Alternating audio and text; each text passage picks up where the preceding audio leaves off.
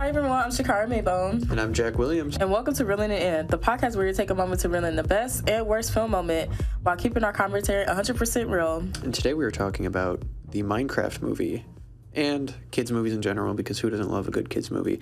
I know I do. Yeah, exactly. Today we have Robin on with us. Robin, how you doing? Thank you for having me. I'm super excited for this conversation. Thank you for Me coming too. on. I can't wait to get into it. So let's grab our popcorn and reel it in. Minecraft movie came out last weekend, or 2 weekends ago. This guy could not stop saying Chicken Jackie. Chicken Jackie. I'm like, bruh. Obviously, a very much anticipated movie. A lot of people were talking about it. A lot of memes coming from it. Most notably, the I don't even know what to call it. The trend of destroying your theater when Jack Black says Chicken Jackie. I'm like, what is that? Like, why? It's just like, let's get excited. You know, let's get excited. Oh, let's get hype. I'm like, okay, I guess. For the Minecraft movie, I'm curious, Robin. You said you had an experience in the theater. Yeah, so I was lucky enough to experience it during opening weekend, so it was like a Sunday, and I had no idea how like insane it would be, and I think it was probably the most crowded theater I've ever been to, and every single seat was full, and the room was like really hot because like there were so many people, and I kind of expected, because like there were so many memes with, like Jack Black saying like Chicken Jockey or like whatever, and like but everybody clapped, like the entire room like vibrated, like it was like this energy I've never felt before, like not even in a stadium or anything. Did they throw popcorn? They did throw popcorn, but only in the Chicken Jockey moment. Oh, okay. Did you throw popcorn? I did not. Oh. You did not. It's okay. You grab the popcorn. My theater, I saw it the second weekend, and it was like late. It was, I think it was during the week too, so it wasn't really like a big thing. There was a big group of guys in front of me though. I think they thought it was going to be a lot cooler. It was going to be a lot more of a moment than it ended up being, because he said the line and then everybody jumped up and started yelling. But no one really else did. Oh. It was just kind of them, and I think they realized that no one else was, so they just kind of like sat back down and like, I know watched you the got rest of the movie. secondhand embarrassment. Yeah, I mean, like one guy was on like another guy's shoulder. It was like a whole thing, but we were just like, okay. Oh yeah, no, there's not that type of vibe in here. It was kind of funny. Oh man. Yeah. But it's great to have that stuff. I like when a theater has a good. I love when a movie has a good theatrical experience. Yeah, like interactive sort of. Yeah, or like the energy is high. Like I know one of the big ones, I think that was actually like really popular. It's like Endgame. That was like a big one. Everyone would cheer during that one. And then another one, weirdly, was Once Upon a Time in Hollywood. Oh yeah. I don't know what it was, but everyone ate that up. I loved it. Loved the Minecraft movie. Ate that up. Which I didn't expect myself to love the Minecraft movie as much as I did. I genuinely thought it was funny. Yeah, I'm gonna hold you up. Even after seeing the trailer, I was like, I don't think I want to watch it. I don't know, because I feel like it was just kind of like, I guess, too geeky. Too geeky, which is okay. I mean, if you guys like it, it's just not really my cup of tea, honestly. But I mean, I just if thought it's a good plot, I mean.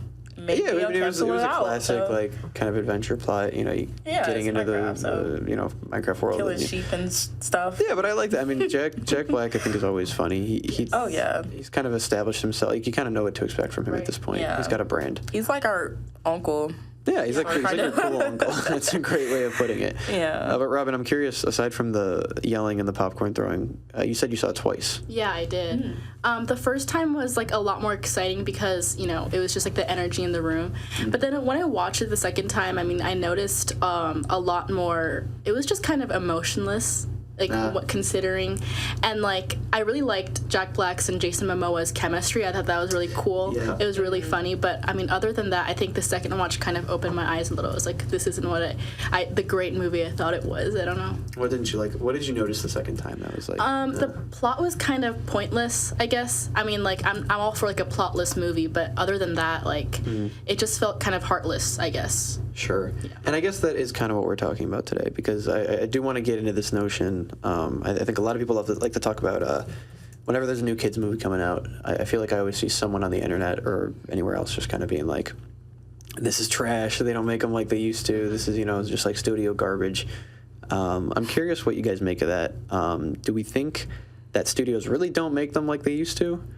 Or have people just kind of grown up? Are people just kind of growing out of sort of their childhood, and they're expecting to have the kind of the same joy when watching these movies when you're an adult now? Maybe you're not having that because you're an adult. Yeah, that's exactly what it is, in my opinion. I just feel like people just grasp onto the nostalgia part of it too much. And it's just like, well, you can't expect, like, the same kind of, like, I guess, spark in it because... Well, I'm not trying to sound like morbid or anything like that, but like that spark in you is gone. I mean, unless you really do find your inner child, and I think that's what like a lot of people is like trying to look for. They're trying to like find their inner child again. So they do that by like rewatching that little cute kids movie that they used to watch as growing up and things like that. Yeah. I'm so sorry. This is like so psychological, but it's like no, it's like really true. So in my opinion, but. Yeah, and I think it seems like somewhat of a new phenomenon. Maybe it's not a new phenomenon, but the way I see it, it's like we're the vocal people you're hearing about this it's typically people I feel like from our generation who grew up with. Really? I feel like it's like the millennials. Or yeah, millennials too. But you grow up with like Cars or or like Shrek or whatever, and Shrek is a great one, which I think we might have talked about on the show before. Yeah, we got the new one coming out. Yeah, and it's like, well, and you had people like, oh, this looks terrible, and I've been vocal about this on the show before, but I don't think it looks that much different from the original. But which I don't understand how, like... I don't know, I pulled up the old Shrek and the new Shrek, and I put them next to each other, and I was like, what's the difference? It's Shrek. Oh, yeah, it's Shrek, but like... I think it's because we just like used to like the old animation style, if that makes sense. And of course they're gonna like upgrade a little bit more. Yeah, animation sort of develops, but I don't know. It's just it looks so off. But anyways, Uncanny Valley. I saw the trailer and like there was some like references to like memes and stuff, and like maybe that's what kind of put off people. And we also touched on that too. The TikTok, where he's like scrolling through, and and there was the idea that like Shrek has always kind of been on top of it like that, but pop culture references, and it's like I think the question was like, is this a little too on the nose? Because it was always kind of clever, or it was like references. People think that's maybe a little too like when you're just like have TikTok in it, but trying to appeal to the brain rot audience. The brain rot, trying to be hip. But I'm curious, Robin. I'm curious because I mean, if you kind of found it dull the second time, do you feel that the Minecraft movie kind of fell into this sort of category of new kids movies that we're talking about? That I don't know. Did you get a sense of like the studio was just kind of throwing out mush? Honestly, like for sure, like we saw the same thing with like the Mario movie, where it's kind of like they use Mario and Minecraft, something that was super like sentimental to a lot of kids like this generation, and kind of use that as like the nostalgia point to make people buy tickets and stuff. And but if someone that never experienced Minecraft before like watched the Minecraft movie, I do not think they would find it as enjoyable as we did. I mean, I grew up playing Minecraft, so like I liked all the references and all like the YouTubers and stuff, but I think other than that, I mean, we saw a couple months ago, maybe a year ago, like Pixar said their like next 5-year plan was just not making any new ideas and new stories and just kind of making like trilogies and stuff, and like Moana 2 and stuff. So I think that kids movies in general just kind of downgraded. Downgraded. Yeah. That's interesting. Because the way I see it, and this might be a controversial opinion, I don't know. I see it as, I subscribe to the idea that kids movies are for kids, right? And Kyra just rolled her eyes. I subscribe to this thought that kids movies are for kids. Doesn't mean as an adult you can't get anything from kids movies, but I feel like we've kind of moved towards this expectation, or a lot of people have moved towards this expectation of like kids movies need to have something for me. I need to be able to enjoy this movie too. When I kind of just feel like kids movies should be. They should be for kids. They should be teaching lessons geared towards kids. For kids. Right. It should be about creativity, like the Minecraft movie was. It should be about how to be smart in friendships, how to love properly, And it's like, of course, we're gonna find that dull just because it's trivial to us, Yeah. Now that you first I was opposed to that only because. I just personally feel like, again, when going back to like, finding your inner child argument, I just personally feel like as an adult, like, let's say, because I'm an older sister of 4 siblings. 3 of them was like from the ages to 8 to 6 years old. So like, I, take my little siblings out to the movie theater a lot. I'm not going to sit there and watch overstimulating movies. I'm so sorry. But I'm just not going to watch it because it's just like, okay, well, I need something, like I need a couple of references that I can get as well, Sure. And that's what I like about the Shrek movies, specifically the first one, because it was like a lot of like funny adult jokes in it, but at the same time, I feel like that can be like problematic itself because, you can overdo it and it's just like, then parents are going to be like, okay, wait a minute, is this for me or is this for the kids or anything like that, But now that you said that, it's just like, yeah, because lessons and things like that, like we grown, we should already know, like, don't lie to your friends or like, don't go with a stranger. I don't know. But yeah, so. Yeah, and I think if we miss some kind of entertainment, I don't think that makes it a bad kids movie or a bad movie in general. Right. And it's like we were entertained by things like Toy Story, How to Train Your Dragon, because, we were kids and that stuff is fun. And I think we are still able to enjoy that because, like you said, there's an inner child in everyone. So it's like I could go back and watch Toy Story and still be like, this rocks because, I enjoyed it at a time and it reminds me of a time where, I enjoyed things. Children movies I can watch still is Shrek. I'm sorry, I'm a diehard Shrek fan. Shrek's a classic. Love Shrek and Fantastic Mr. Fox. Honestly, that's the only like children movie I can't watch because I did kind of grew up a little, and it's like going back. I don't know. For me now, it really doesn't hit the same, but yeah. So yeah, no, and I agree. I think there are some movies like that for me. Where you go back and you're like, this is kind of terrible. Why did I ever? Just like what's But anyways, I don't know. It's just I don't know. I feel like it's in the middle. I'm in the middle of it. Like yes, it still should be for kids, but at the same time, don't make it too overstimulating.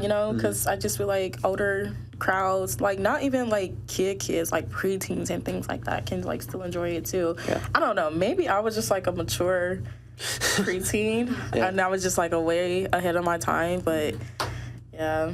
Well, Robin, I'm curious what you think, what you make of this. I mean, like looking at older kids movies like Wall-E or like Up, I feel like those are super catered towards kids, but also it had this like complex story and had complex emotions. Sure. Yeah. And it's like I'm not blaming people or like the culture or even kids like saying that like, oh, they like brain rot culture and like they need to cater towards brain rot culture, but it's like I feel like the movie industry kind of stopped caring for kids because you say like kids movies are for kids, but also like what does that mean? Like a movie doesn't necessarily have to be like, I don't know, simple, I guess, for kids. I don't know if I think like I'm sorry. Because like have you guys seen Soul?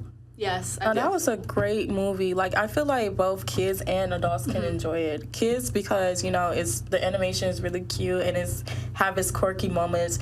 But, like, the message overall, like you said, it's just, like, it's super complex, but, like, only, like, the adults can get it. I mean, again, if you're, like, super mature and smart as a child, then if you get the message, that's really great. But, like, it's just those films that, like, speak out to me. So. Right. Well, yeah, and I mean, Soul is, like, I also enjoyed Soul when that came out. And, like, that's what I mean when I say, like, I don't think you shouldn't enjoy kids movies when they come out. I think if you can, more power to you. And I love a lot of kids movies, a lot of the new stuff that has come out. I mean, clearly I like the Minecraft movies, so. But I think when you kind of get into this thought of like, I didn't enjoy this, therefore it's a bad movie. I just feel like that's a little too far. Yeah, and it's like, well, okay, well let's think about it, right? You just watched a kids movie that was geared towards kids like with kids characters, Yeah, and it's like well, no, what? Yeah, and it's like maybe you shouldn't be faulting the writers or the directors for a movie that wasn't really meant for you, that wasn't like geared towards your audience. And it's like, oh, like that movie was campy. Like, yeah, kids like camp. Like kids find that hilarious. And I think this was like a great example. My dad texted me a few days ago because I have 2 younger siblings. One's 8, one's 10. My dad had texted me a few days ago, and he was like, I just saw the Minecraft movie. It was terrible. I was like, okay. And I was like, well, what did the kids think? And he was like, they loved it. Oh, they loved it. And I was like, yeah, well, there you go. I mean, right. I think that kind of proves it, you know? It's, and I can imagine myself, and because I was trying to put myself back into my shoes. Like, if I was, like, 10 or if I was 12 and the Minecraft movie came out, I would have loved that movie. I would have really liked that movie. I would have thought, you know, and I think it's for the same reason, like, when we think of, like, another example, like Shark Boy and Lava Girl. Like, imagine being your age right now when that came out. Right. You'd probably be watching that like, this looks terrible. This is terrible, yeah. Why does it look like this? Spy Kids. Why, Spy Kids is a classic. Exactly, yeah. And it's like, we like Spy Kids because we were kids when it came out. I think, I don't know, because I also think back to, like, when I was a kid and I would show my mom a movie. And they'd be like, that I thought was sick. I thought it was epic, and she would just be like, "This is stupid."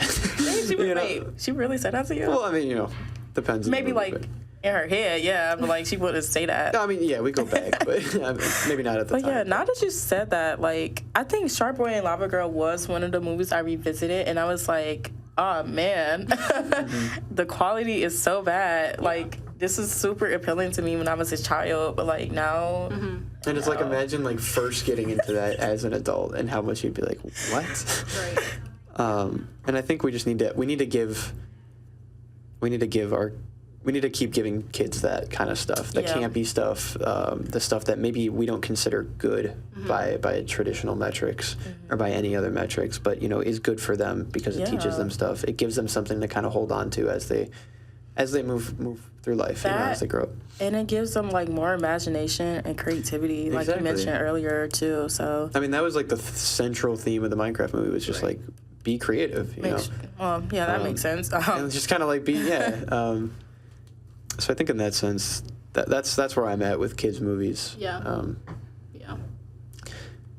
One thing our podcast coordinator, Taylor, brought up before the episode, which I think is a good thing that we should touch on, is kind of the rise of brain rot as a concept, and how the movie industry kind of engages with that. And I've talked about brain rot on one of our other podcasts here, House Lights, which you guys the audience should go check out. But what we talked about brain rot, kind of how it is now, you know, just the type of humor. It's kind of this kind of quickly changing, type of humor, usually very overstimulating, and it kind of thrives in like the short form content, TikTok, Instagram, and I do think there are movies that kind of are doing that, but the question is, do kids enjoy, and this is the question Taylor brought up, was, do kids enjoy brain rot, or are we just giving them that, and that's kind of just like what they have to deal with now, or that's what they kind of have to enjoy? Right. Yeah, because like a good example is SpongeBob. I don't know, first of all, a lot of people my age never watched SpongeBob because that reason. Their parents was like, no, I'm not letting my kids, you know, watch that because it's really no nonsense and it's brain rot. But now it's like 10 times worse. Like, I don't even watch it. I don't think my little siblings or cousins, I don't even think they're watching it, honestly. But I do see like clips on like, you know, social media, and I was just like, man, the heck is this? So very like Cocomelon-esque. Yeah. Oh, parents hate that. Yeah. Cocomelon. And I have, you know, like I said, I have 2 siblings, and I see the brain rot, right? And they're into it, you know, because you're a kid, you're going to be into that kind of stuff. But I guess if we want to go back, I think there is some validity in the statement that, like, movies are changing, because if the humor is changing, like, movies are going to kind of switch to that. And I do think there are kind of examples here and there of kids' movies where they're very clearly giving into that style of humor. I don't know if I saw that in the Minecraft movie. Me personally, I didn't. I thought it was very charming. But yeah, I'm curious. I don't know. I'm curious, Robin, to hear your thoughts on brain rot in modern film, modern kids films. I mean, I feel like brain rot is such like a big issue that we're gonna see in the next couple of years even more, because I don't really have any younger relatives and stuff, but my friend was talking about how she went to California over winter break, and her cousins, her little cousins, were watching like YouTube shorts of like Andrew Tate and like Cocomelon, and when they're like 9 years old, and it's just like, I don't know, it just kind of sucks, because it's like, the movie industry has really no other choice but to cater to that, right? To keep kids interested in what they're watching. And are we seeing maybe the movie industry having to compete with something they never had to compete with before, which is social media. Yeah. Yeah. Yeah. I mean, maybe like, just if we go back to when we were kids, maybe, I don't know, we could talk about Shrek or Cars or whatever. They didn't really have anything to compete with. You know, they didn't have, maybe other than like children's books, there was no other like dominant media to compete with. Yeah. And most of the time, like, I don't know, when I was growing up, like video games, that's like basically like reflecting like the movies and things like that. Like they would make video games based off the movies or sit around the movies. So yeah, I don't think it was like any other like type of medium or anything like that. Yeah, so. humor was, I feel like that was the humor. Like the movies were like people got their humor, you know, like exactly. the if you wanted to laugh, you would watch like a movie. Now it's, you know, you can scroll through TikTok, and this younger generation can also do that. You know, we talk about iPad kids. That's where they're getting their humor from, because they're not watching movies all the time. They're scrolling through TikTok all the time. So yeah, I guess it would only make sense that kids' movies would have to kind of adapt to that. Yeah, like even a series on Netflix, like I'll never forget this. My cousins was over and they was like watching this one Netflix series. I don't know what it was. I didn't really care to bother, but I was just like sitting down and just like listening. I was like, what is this? And it was just like, oh, this is, you know, the show or whatever. I really like it. And I was like, okay, well, Yeah. I guess. And I was like, how did you find this? And it was like, oh, I was just like scrolling on YouTube and got that. It was just like kind of weird. I sound like an elder, but Back in my day. back in my day, we would have cars and like whole time. YouTube came out in 2005. I was born in 2003. Right. I grew up with YouTube too, so Yeah. I guess we did kind of. I would say my humor was largely shaped by YouTube.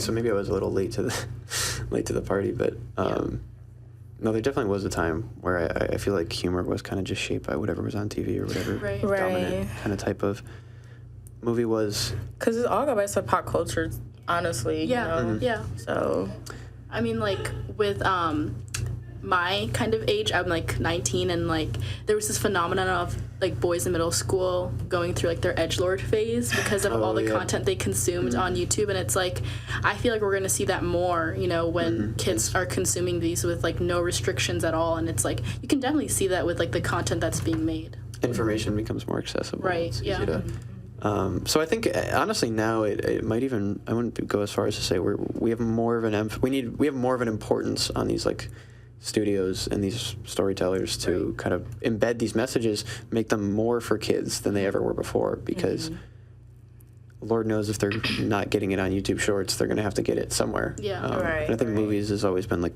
kind of a great way to do that. to teach and educate too. Another great example I kind of thought of was this new Pixar show, Disney Pixar. It's on Disney Plus. It's called Win or Lose.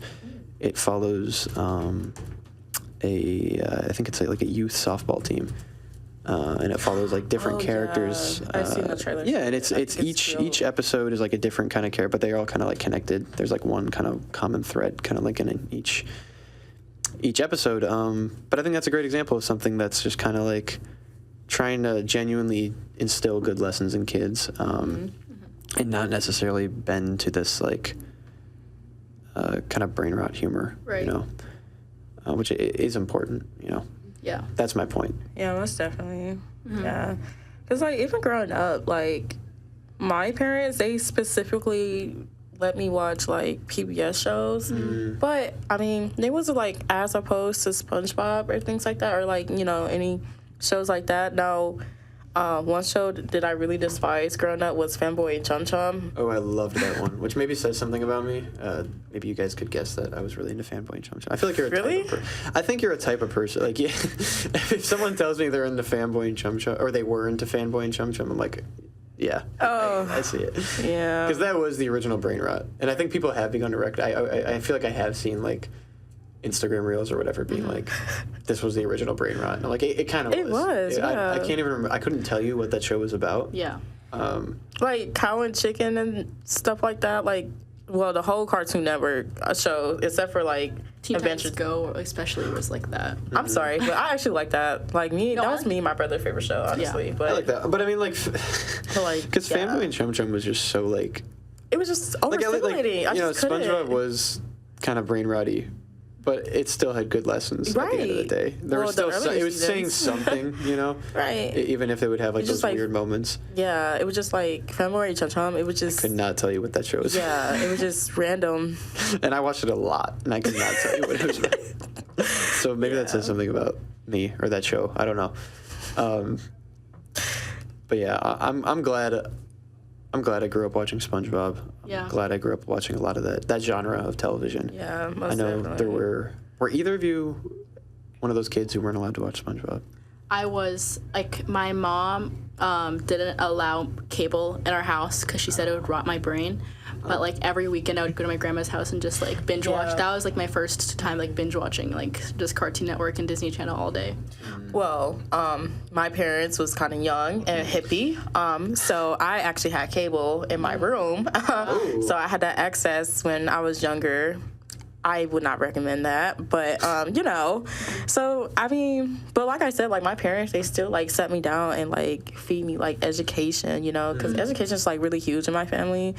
But yeah, I was, you know, I think it's just like me personally, like if it's too overstimulating, like I don't understand the plot, I'm not gonna watch it. Like no, if it's too loud, if it's too, I don't know.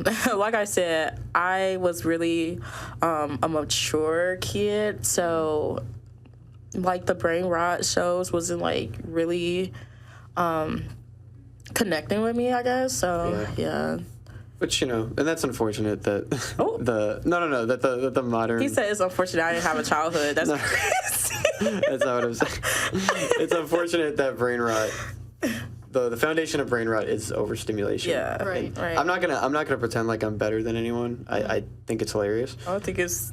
No, I don't think no one is thinking that. No. I'm just like I'm not gonna No, I talk hear above you. it. You know, like I do think it's hilarious. I think Instagram videos are so funny. It's one of my favorite things to do on a Friday night. No. That's brain rot. Yeah, but you know, it's meant to be. It's meant to be funny. It's not. It's by no means intelligent. Like I feel like. I know in my class today we were just talking about the New Yorker and the foundation of the New Yorker and how that humor was meant to be like elevated humor, you know, Yeah. for like a classy type of person, you know. And I think brain rot is kind of just the opposite of that. If you want to make a spectrum, I think one side would be like New Yorker cartoons or New Yorker like humor pieces, and the other side would just be like, I don't know, Skibbity Toilet. Did you guys hear about the Skibbity Toilet movie that's gonna come out? No. Or is it a show? That's a movie? I think Michael Bay might be. Oh, I did hear about this. Yeah. Thoughts on that? Oh, it's a web. It's just like crazy that like that's. It's a web series. Yeah, I think. Yeah, it's like a YouTube show, but I see. that's terrible. That's kind of. Oh well. I could not tell you that. I did ask my brother about it, my younger brother, at one point. I was like, "What is Skibbity Toilet about?" And he had an answer for me, which is, I think is probably more insane than him just saying, "I don't know." Like he started explaining and using all these like words, like kind of explaining the lore to me. I don't remember anything about it, Right. but he explained it to me. So there is something there. Yeah. What it is, I don't know, but it's there. Yeah. So. Oh yeah, most definitely. So like, it just go back to the question, like, do you think like, you know, big TV companies and like movie industry, do they feed kids brain rot now? Yeah, I think that's my opinion. Yeah, I would agree. I think in a lot of instances, yeah. I don't. I think what you give kids, they're gonna watch no matter what. Yeah, because as long as it's engaging. they're super easy to influence. So If you give a kid something that's entertaining, they're gonna watch it, whether or not that humor is like somewhat intelligent, you know, or somewhat like, I don't even know, not brain rot. Again, I have to get diagnosed for ADHD or something. That just go back to me having a short attention span as well. Like, I don't know, growing up, like I watched TV, but not really. I was just like in my own world. I was more into books too, so yeah. And I think, and you know, kids have short attention spans, right? Yeah. And so if you don't challenge that in any way, they're just gonna love that. Well, it's crazy because my friend used to work at Kumon, and like she would say that these 8-year-olds would not sit down like for a book to be read. And I remember when like you were talking about books, like when I was a kid, my favorite time like in school was like the teacher reading like the book, like because of Winn-Dixie or something like that, you know. And like that's not something that kids are interested these days anymore, because they're getting like hits of dopamine so easily and so fast. Like, you know, it's really sad, honestly. And to get a little off topic, that is, you know, it's a problem people talk about in higher ed. You know, kids, Gen Z isn't reading anymore. How the hell do I teach Gen Z? And it, you know, it's because of this kind of stuff of like, you know, short attention spans, distractions, becoming a lot more prominent. And you know, that's an issue. And I think to tie it back to movies, it is kind of on these storytellers and these writers to challenge that, to challenge. I think we get, again, we kind of get this idea that it's just not worth challenging because it's just a kids movie, so to speak. But no, it's like we need to actually pay attention to what we're teaching our kids. We need to pay attention to what we're saying to them. Yeah. Exactly. There's a great monologue at the end of Knock at the Cabin, the M. Night Shyamalan movie, where David Bautista's character, he delivers this monologue, and at the end of it, he basically says that because it's like the end of the world, and he's like, and I don't think that was meant to be kind of the core theme of that movie, but that's what I tend to think about, is that's the scene where he's just kind of telling the audience, like, pay attention to what we're teaching our kids, pay attention, we're handing them the world.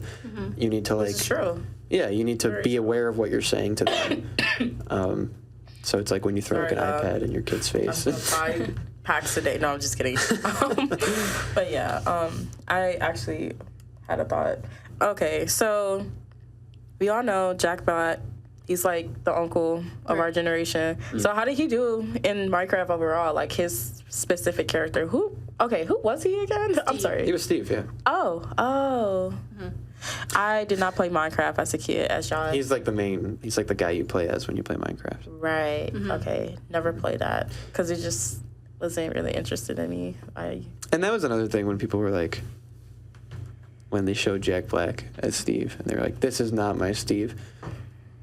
I hate when they say that. Who is Steve then? What is your Steve? Oh my god, that's so He's annoying. just like it's like a sandbox character. Yeah. I don't know what.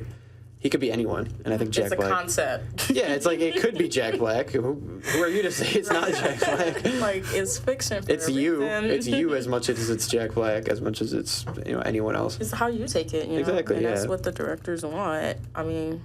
I do think he did a good job though. Like I said, Yeah. he's kind of one of those actors where you come to knowing what you're gonna get, and he delivers every time.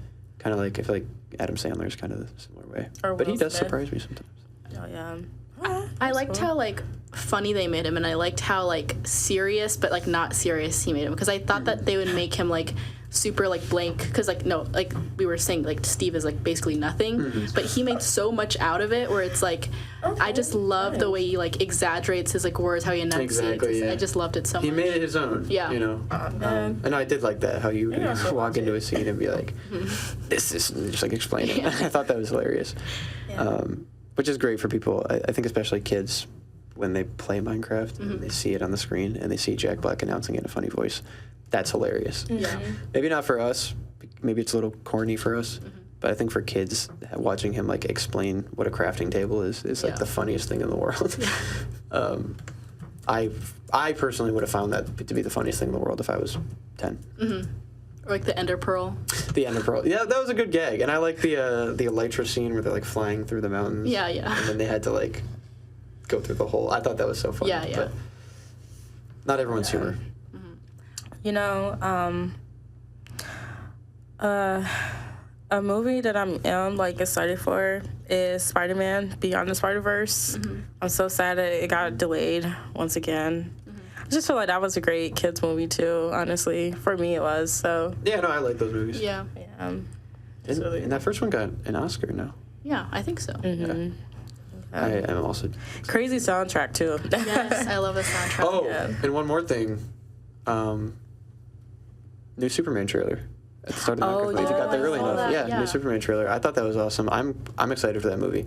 To totally switch gears. Not really. I don't know if it's a kids movie. Not really. I don't know. It's James Gunn. He's going to do his thing.